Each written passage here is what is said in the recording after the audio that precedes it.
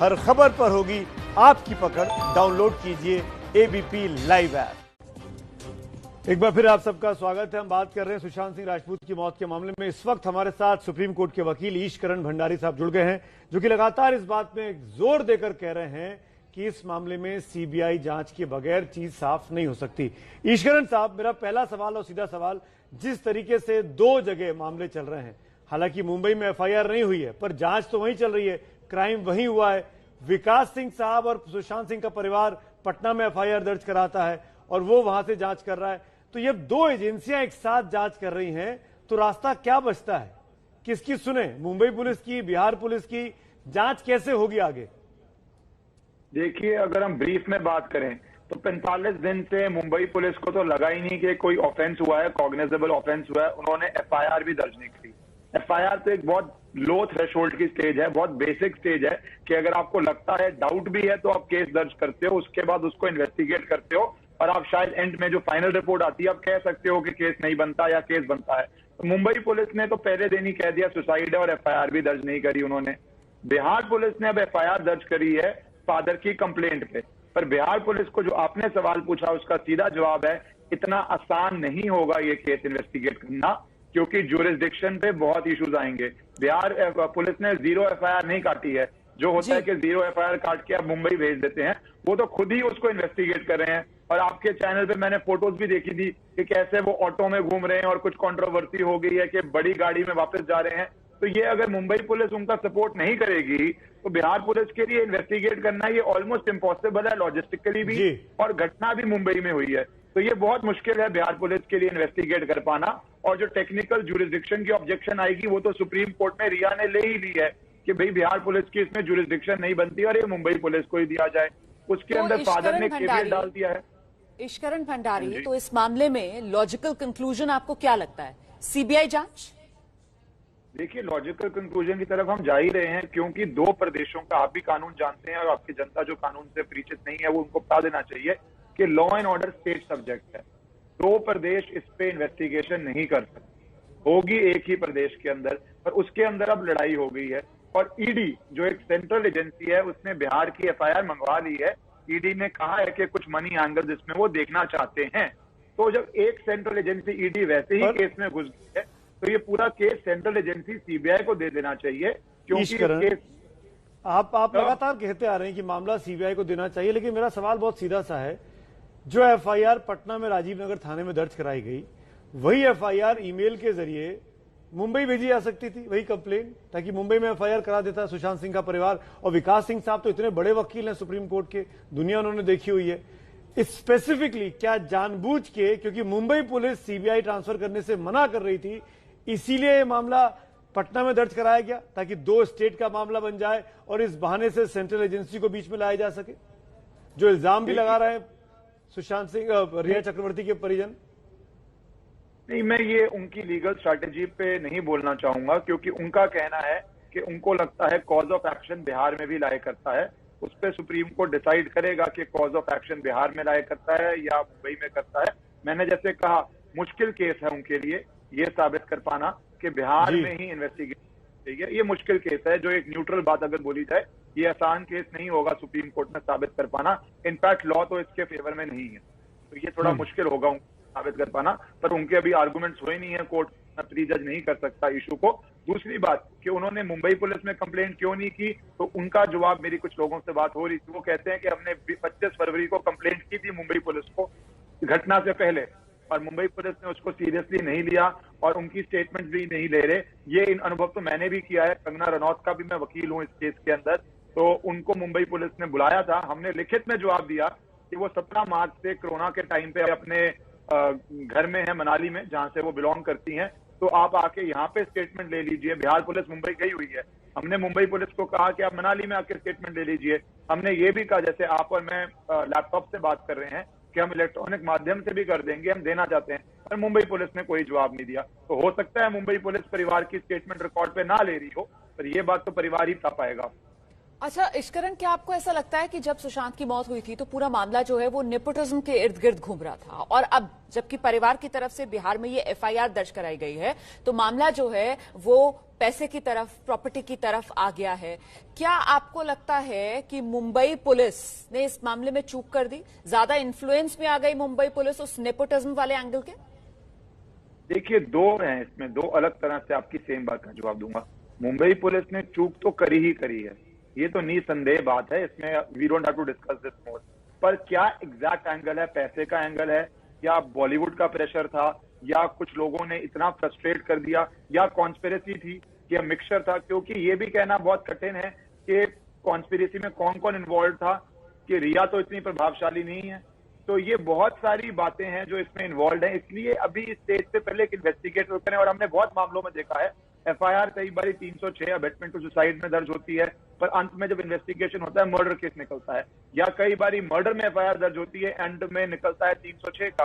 तो ये तो अभी जांच शुरू हुई है, क्योंकि एक बात सामने आई है जो उनके ट्रेनर ने कही है कि उनको नई पिल्स दी गई थी, पिल्स से उनका मानसिक संतुलन को प्रभावित किया गया था, उनके हाथ पैर कांपते थे। तो अगर किसी ने दवाई देके, केमिकल्स देके माइंड को ऑल्टर किया है, तो वो साफ साफ मर्डर केस बन जाएगा। पर ये सब जांच की अपॉर्चुनिटी, जांच ही नहीं होती। ईश्वरन, ये समझाइए, अगर ये मर्डर है तो सुशांत सिंह राजपूत, मतलब अगर ये सुसाइड है तो सुसाइड नोट नहीं है, तो सुसाइड नोट नहीं होना क्या ये साबित करता है, मदद करता है केस में कि ये मर्डर की तरफ इन्वेस्टिगेशन होना चाहिए एक वकील होने के नाते? सुसाइड नोट ना होना ये बात तो साबित करता है कि पुलिस 1 मिनट में या पहले दिन कैसे बोल गई कि सुसाइड है। वो उस बात पे बहुत बड़ा डाउट करता है। उनके हाथ में कुछ नहीं लिखा हुआ था, उनकी फोरेंसिक वो जांच नहीं करवा पाए हम कि उनकी हैंडराइटिंग है, उनके हाथ में लिखा है या ड्यूरेस में लिखवाया गया है, वो सारी कोई जांच नहीं हुई क्योंकि कोई नोट ही नहीं है।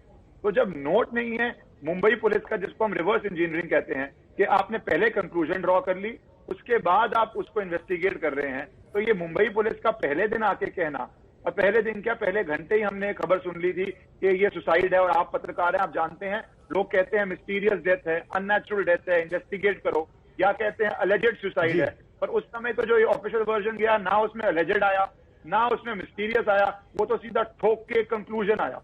तो ये बात तो बहुत ज्यादा शक पैदा कर रही है कि इस केस में इन्वेस्टिगेशन शुरू से गलत हुई। दूसरी बात जो मैंने मुंबई पुलिस को चिट्ठी लिख के कही है कि उनका फ्लैट भी सील नहीं किया गया। आजकल को एक्सीडेंट स्पॉट होता है, उसको भी लोग सील कर देती है पुलिस कि एक्सीडेंट स्पॉट में भी कोई ना आए। यहाँ तो आपको एक अननेचुरल डेथ मिली, एक हाई प्रोफाइल डेथ मिली, और आपने फ्लैट भी सील नहीं किया, क्योंकि अब तो ये सामने आ चुका है कि बहुत लोग उस फ्लैट में गए हैं। तो ये सब तो दिखा रहा है कि आप बहुत क्रूशियल एविडेंस लूज कर रहे थे, या एविडेंस के साथ छेड़छाड़ हो सकती थी। बिल्कुल, मुंबई पुलिस तो यकीनन यहां पर कटघरे में खड़ी हुई नजर आ रही है, जिस तरीके से आप बता रहे हैं ईश्वरन भंडारी। लेकिन जो बात आपने अभी कही ना कि साहब देखिए, मर्डर की तरफ इस दिशा में यह मामला जा सकता है कि इस तरीके की दवाई दी जा रही थी जिससे माइंड ऑल्टर कर रहे थे। आपने यहां ट्रेनर का जिक्र किया कि ट्रेनर सुशांत सिंह राजपूत के बता रहे थे कि कुछ दिनों से उनके हाथ कांप रहे थे।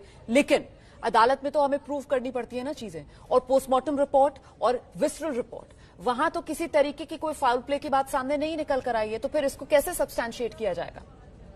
नहीं, उसमें कोई पॉइजन नहीं है। देखो, दो अलग बातें हैं। जैसे मैंने कहा पहले, तो इन्वेस्टिगेशन की बात, पॉइजन आएगा कि क्या उनकी दवाई से जो लॉन्ग टर्म चल रही थी 6-8 महीने से, उनकी आजकल आपको भी पता है केमिकल्स और दवाई कितने स्ट्रांग है कि उनकी मेंटल कंडीशनिंग में एंग्जाइटी लेवल बहुत बढ़ गया था। ट्रेनर ने यह भी कहा बहुत ज्यादा अननेचुरली एंग्जाइटी लेवल बढ़ गया था। तो मैं ये नहीं कह रहा कि ये मर्डर है, पर मैंने कहा है कि ये जांच तो करनी पड़ेगी, तभी कंक्लूजन निकल पाएगा कि कौन सी दवाइयां थी, उन दवाइयों का क्या प्रभाव है। बिना वो दवाइयों के नाम जाने उनको एग्जामिन करें हम नहीं कह सकते। तो हो सकता है ये अबेटमेंट टू सुसाइड हो सकता है ये मर्डर हो, पर ये सब जांच, मुझे नहीं लगता समय बर्बाद करना चाहिए बिहार और मुंबई पुलिस की लड़ाई के बीच में।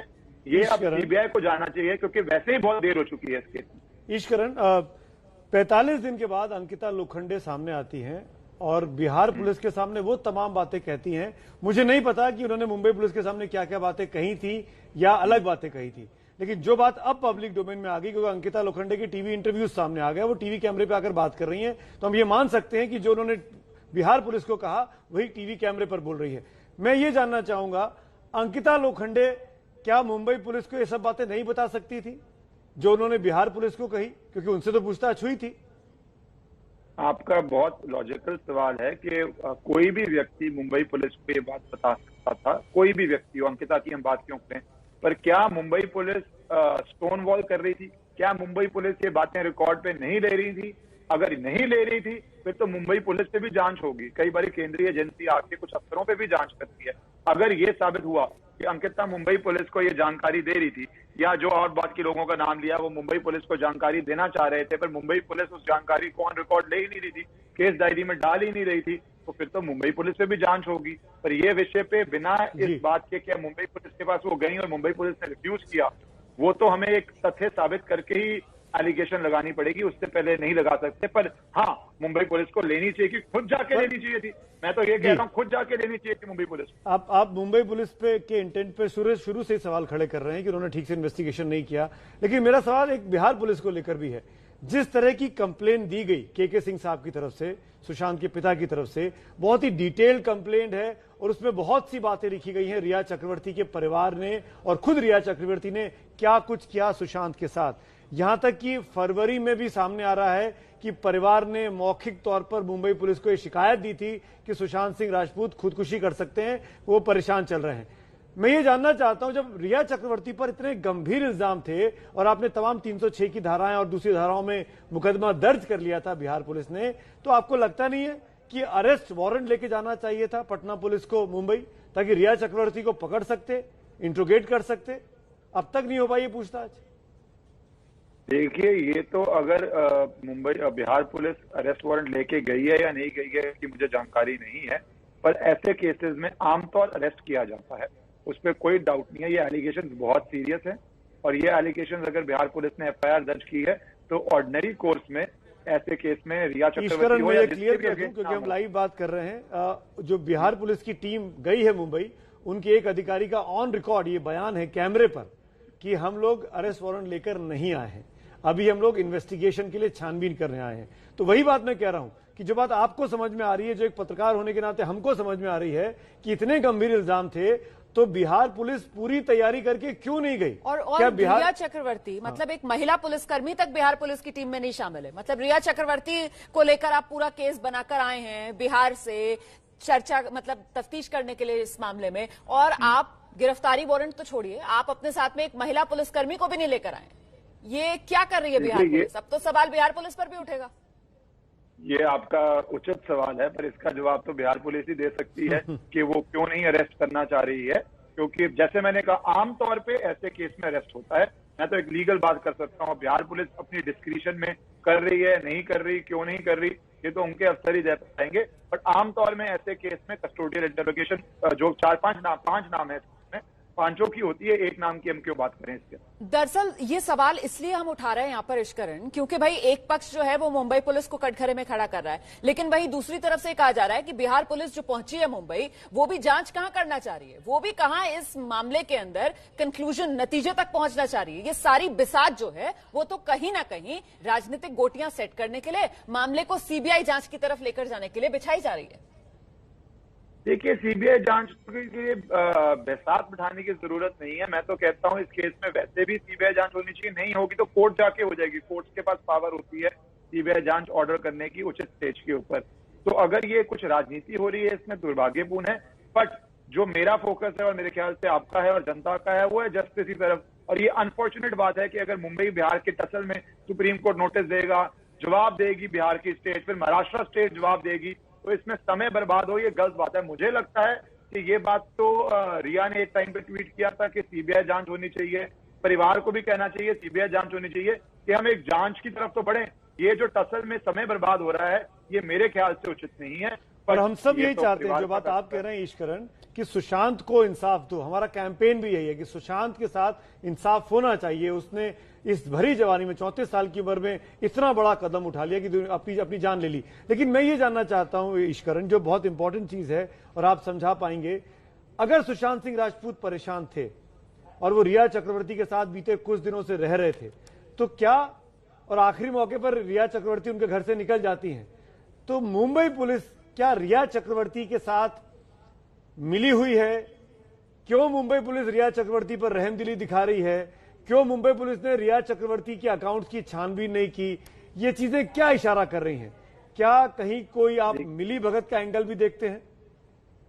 देखिए, मैं सिर्फ 2 बातों का जवाब दूंगा। पहली बात, मैं इसको शुरू से मिस्टीरियस डेथ कह रहा हूं, तो मैं नहीं कहूंगा सुशांत ने अपनी जांच ली या नहीं ली।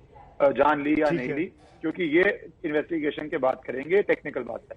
दूसरी बात, जहां पे आप कह रहे हैं कि मुंबई पुलिस क्यों नहीं कर रही, बिल्कुल सही बात है, ये डॉक्यूमेंट्री चीज है। बैंक स्टेटमेंट तो डॉक्यूमेंट है, उसके लिए आप जब कोई ऐसी डेथ देखते हैं तो आपको सबसे पहले फाइनेंशियल रिकॉर्ड समन करने चाहिए, और फाइनेंशियल रिकॉर्ड पुलिस के पास तो शक्ति है 2 घंटे में निकलवा लेते हैं आज की डेट में। तो ये पुलिस ने क्यों रिकॉर्ड समन नहीं किए, क्यों नहीं देखा कहाँ पैसा जा रहा था। दूसरी बात, इलेक्ट्रॉनिक एविडेंस क्यों सीज नहीं किया, ये भी खबर आ रही है चैनलों के माध्यम से मीडिया में कि सीसीटीवी फुटेज सीज नहीं की गई, या कहा गया सीसीटीवी फुटेज है ही नहीं। वैसे कहा जा रहा है कि बहुत महंगा अपार्टमेंट था, तो ऐसे महंगे अपार्टमेंट में तो चप्पे चप्पे पे सीसीटीवी फुटेज होती है, तो वो सीज की गई है नहीं की गई है। तो जैसे मैंने कहा, मुंबई पुलिस पे तो इतने सवाल हैं कि वो अब सवाल खत्म हो चुके हैं, क्योंकि ये बात सामने आ चुकी है कि वो एफआईआर दर्ज करने में इंटरेस्टेड ही नहीं। तो we have moved beyond that stage. में मानना पड़ेगा कि मुंबई पुलिस, लेकिन ईशकरण, अगर हर क्राइम सीबीआई के पास जाने लगेगा तो स्थानीय पुलिस क्या करेगी?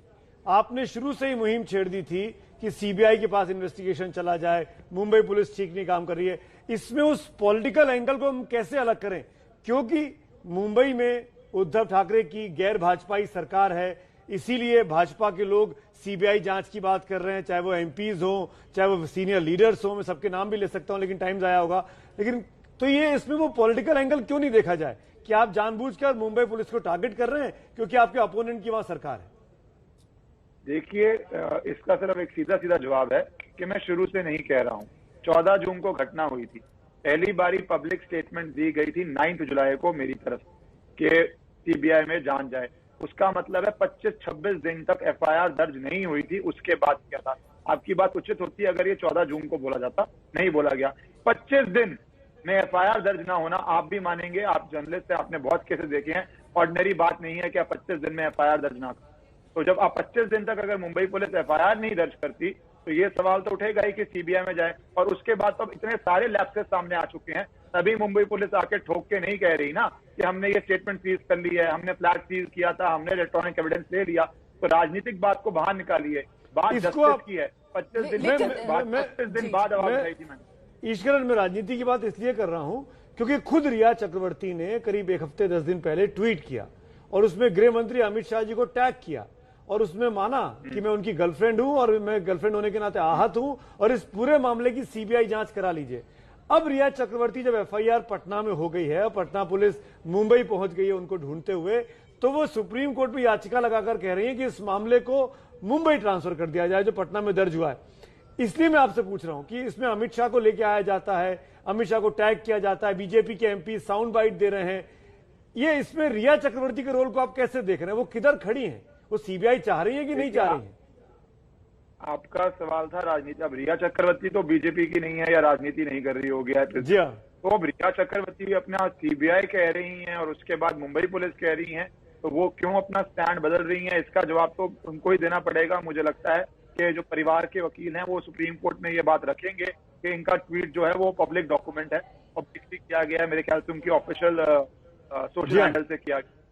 तो वो तो परिवार का पक्ष रख सकता है कि आप खुद ही कह रहे थे मुंबई पुलिस को जांच नहीं करना चाहिए, तो आप क्यों अपोज कर रहे हैं।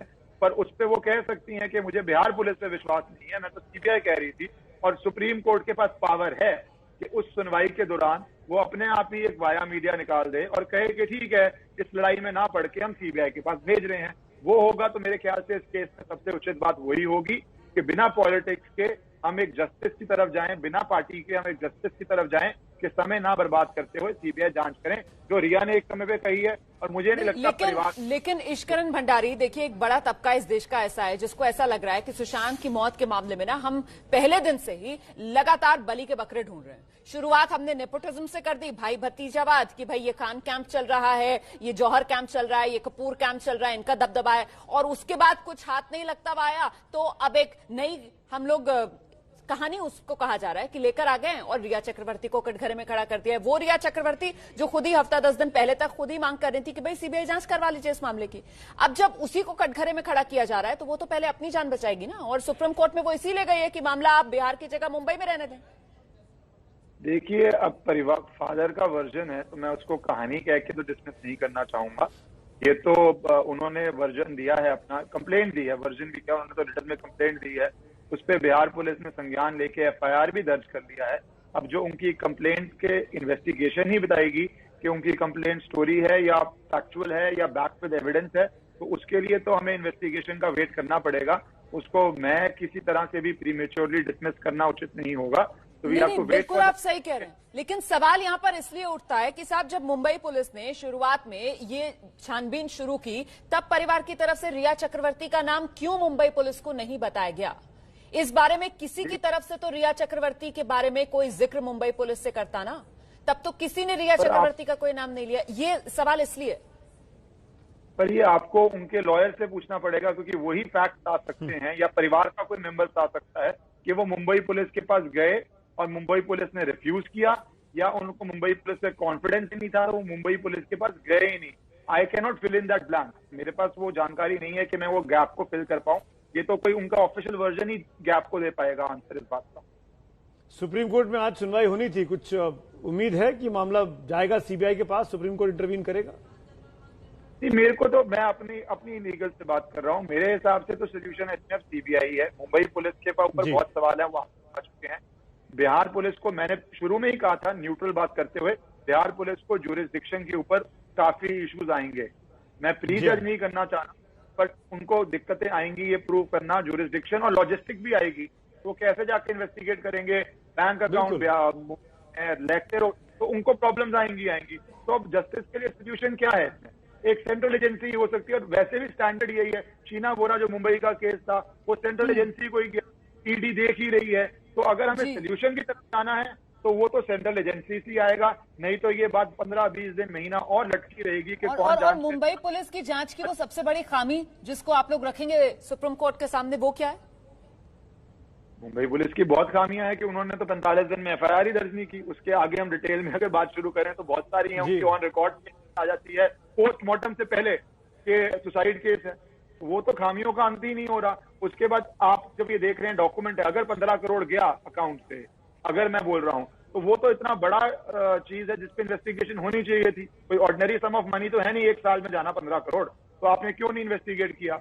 और आपने पहले दिन ही क्लीन चिट, मैं तो ये बोलूंगा डिफेंस काउंसिल की तरह बात कर रहे थे, क्लीन चिट्स दे रहे थे। तो ये क्यों क्लीन चिट्स दे रहे थे? तो वो तो बहुत सारी खामियां ऑन रिकॉर्ड हैं, सामने ही है। तो इसलिए कोर्ट में हो सकता है परिवार ये पक्ष रखे, और कोर्ट अगर उचित समझता है तो सीबीआई को भेज देगा।